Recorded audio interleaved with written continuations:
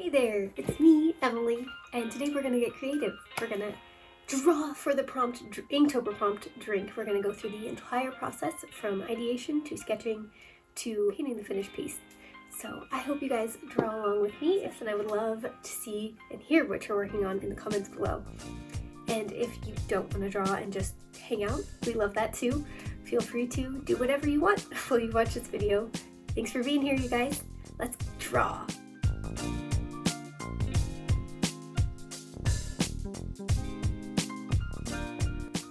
Hello all, welcome to my workspace, also known as the kitchen table. Some ink stains. Today we're going to sketch out from our Inktober prompt list the prompt of the day, which is drink number 13. Let me pull out my sketchbook here. This is my new sketchbook that has yet to be decorated. I have a poll on my community tab if you want to vote what I should do with it. But we're going to open it up and we're going to get sketchy here. Start on this page because I already have sketches.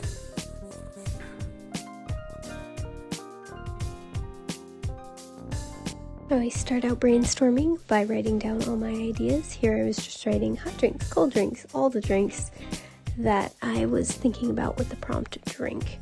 I wanted to keep it a little whimsical, so my first idea was drawing a large cup and a little person. I've done that in the past and I think it's really cute, so that was what I was testing out here with this sketch.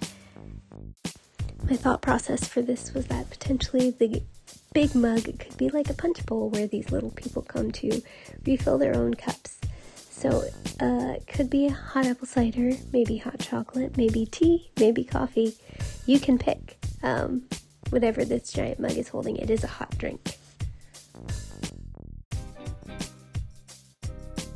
Now I'm just going in and sketching some thumbnails to see how I can incorporate this idea into a completed scene, which you will see shortly.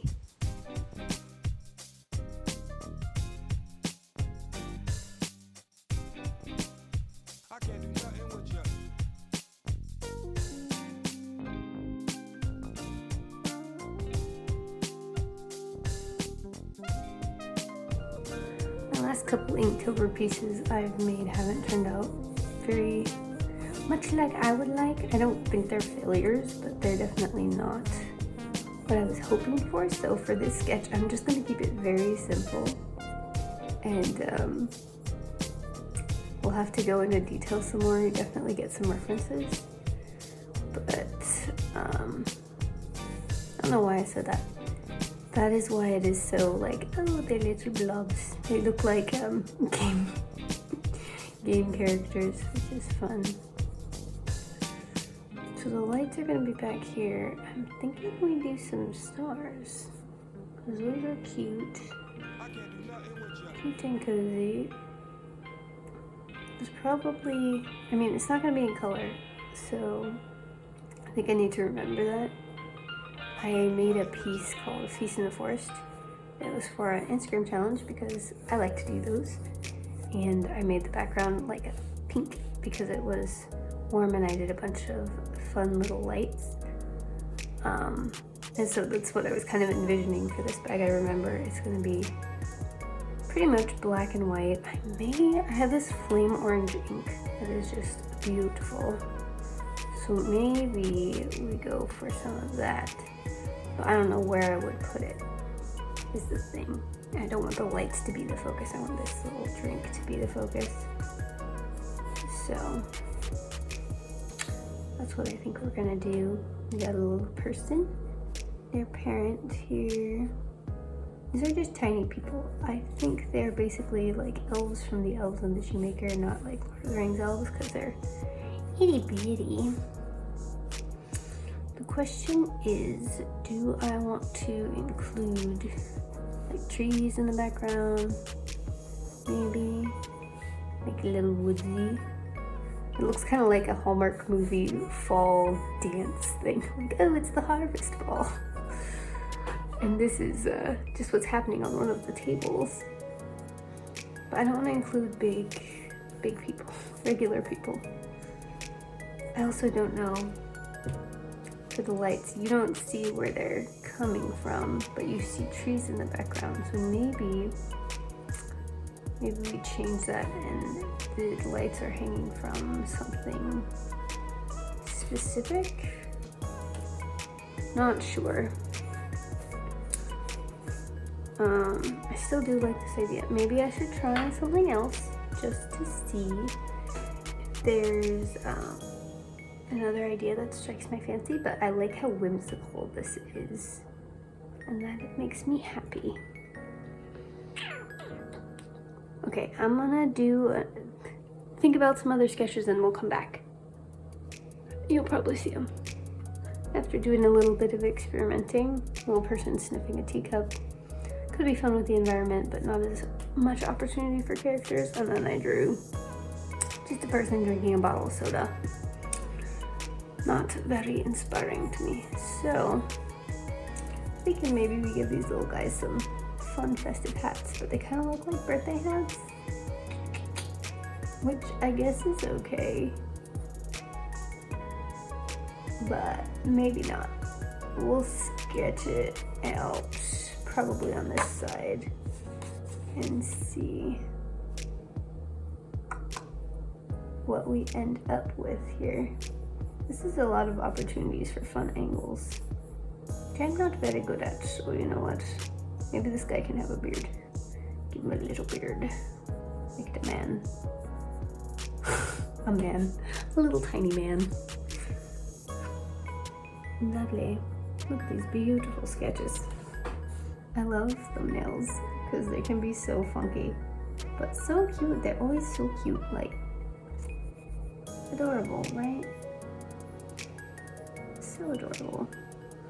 So this guy kind of looks like a clown, but that's okay. This guy has a beard. Maybe we forgo the hats. I don't know. Give him cozy clothes.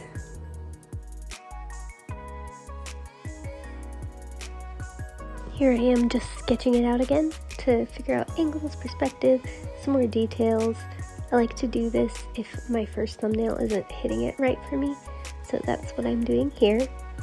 I also wanted to sketch out the characters in a little bit more detail so I could know what I was doing when I drew them small. So I kind of gave them their own little names and characters. This little girl has a bob. I had a bob when I was growing up, and I thought it would be fun to give her a little bob. Did any of you guys have a bob with bangs when you were a kid? Also, I gave her some overalls because I think they're so cute. I still wear them, but I wore them a lot as a kid as well. And this character isn't based on me, but it's definitely inspired by my own childhood. I also worked on her dad character. He's very bland. He's kind of like, I hate to say it, Hallmark movie male lead who like single dad and daughter.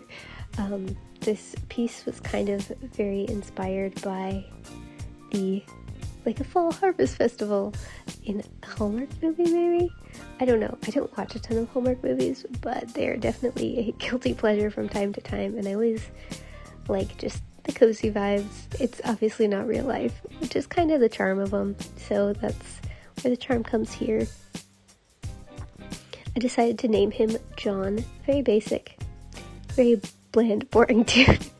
He's probably not very boring in his actual life, but I don't draw guys very often, so when I do, they're very stereotypical. So that's something I should work on in the future, for sure. I also drew this old man. I decided to call him Mr. Robinson.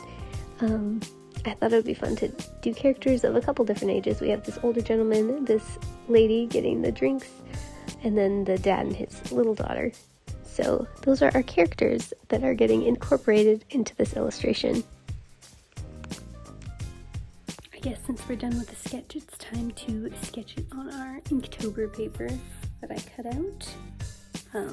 Just want to give you all a heads up, I am doing this in advance, so to be perfectly honest, this is not happening on the 13th, because at my current rate, I cannot film and edit a video all on the same day.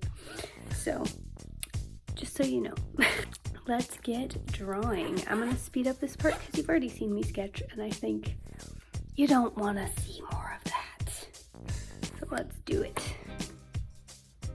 Obviously, like I said, here I'm just sketching out for my thumbnail my a new sketch on the paper I'm using for Inktober.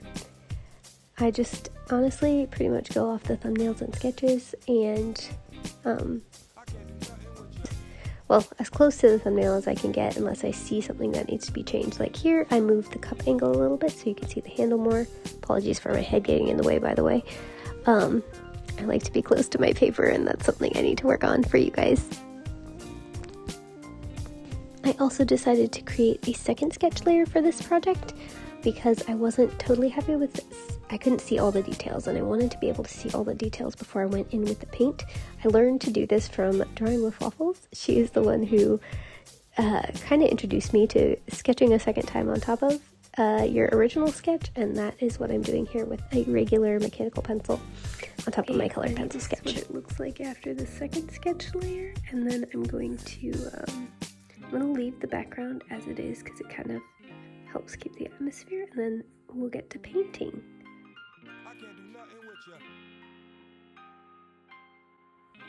I'm going to tape this down with some tape I have from another Inktober drawing. All the papers are the same size, so it should work. We're going to keep the borders pretty small. I always get nervous when I'm taping down the borders to see if they're going to be straight. Honestly, I do it as close as I can, but the only way to know for sure is when you peel up the tape and check.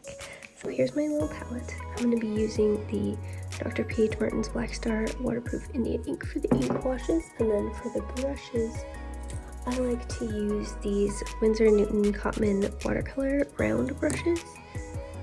They come in various sizes. I use probably 3 different sizes. So we got size 1 and size worn off, probably a size 3 or 4, and then a size 6. So those are the brushes I'm going to use. I always keep a little pot of water for toning it down, and then I use a paper towel.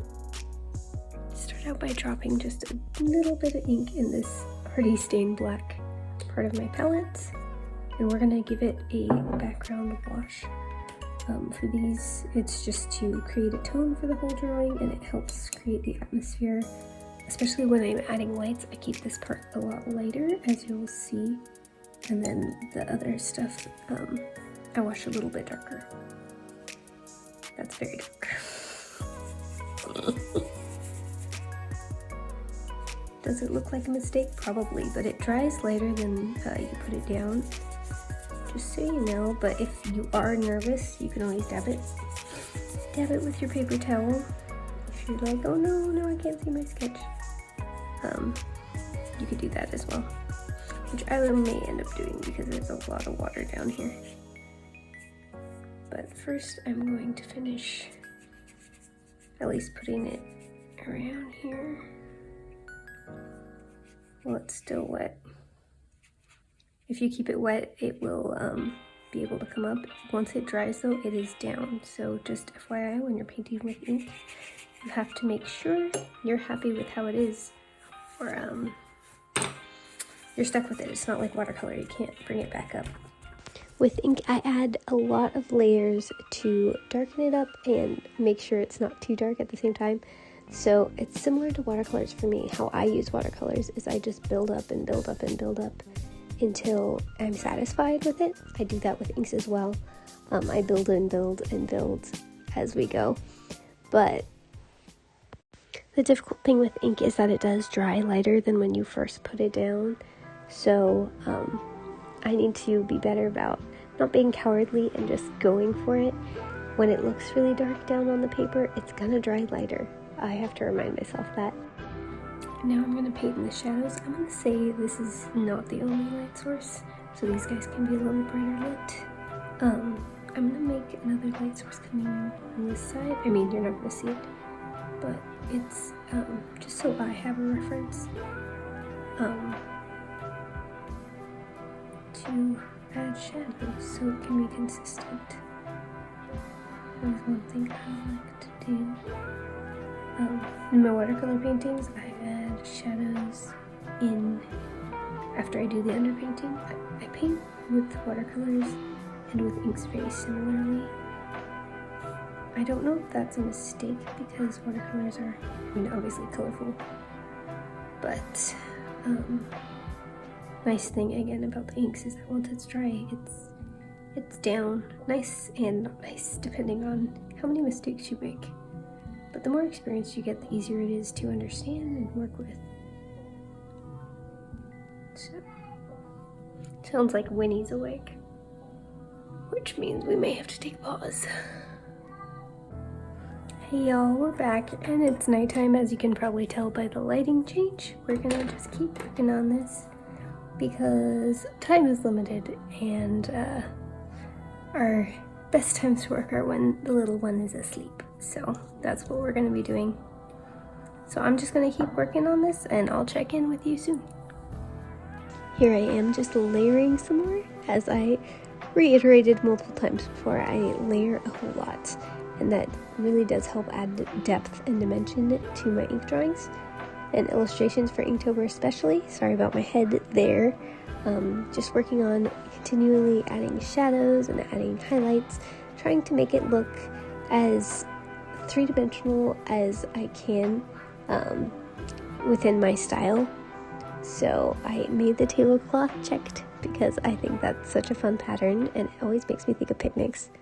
And yeah, I just kept working and working and working until I got here.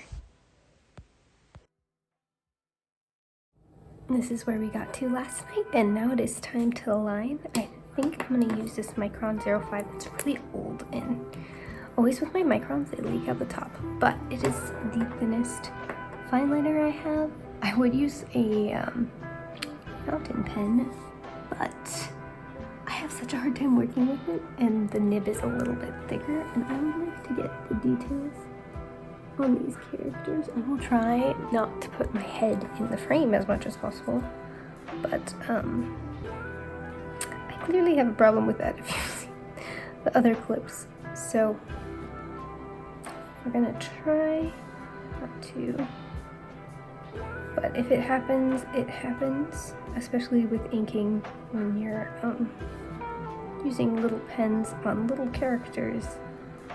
It's easy to hunch up and get really close to the drawing, which is what I've done in the past and I still struggle with.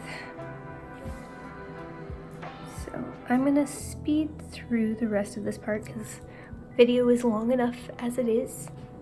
I'm going to use some line variation, but I will show you at the end. The other pens I will be using before we start is this Pigma Graphic 1. It's got a bit of a thicker nib. It's really good for emphasizing, and then I might use this Pilot G2 pen. It is not waterproof, but I am done with all the ink part of this, so it doesn't need to be. So I'm gonna use this for some other details probably. And then this Jelly Roll, Sakura Jelly Roll 08, I'm gonna use for highlights. And if it doesn't get wide enough, I will use some Apple Barrel white acrylic paint with a paintbrush. So those are the tools I'm using. Let's do it.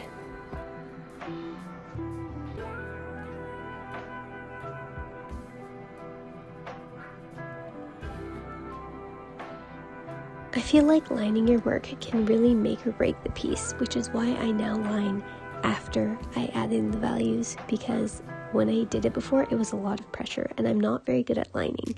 So adding it after really helps me know the shapes that are already there, that I already want to be there, and then just line around it. So rather than creating the outline to color in, I color in and then create the outline.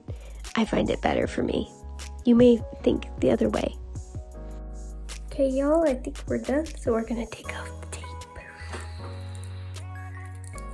And I'll show you the finished piece.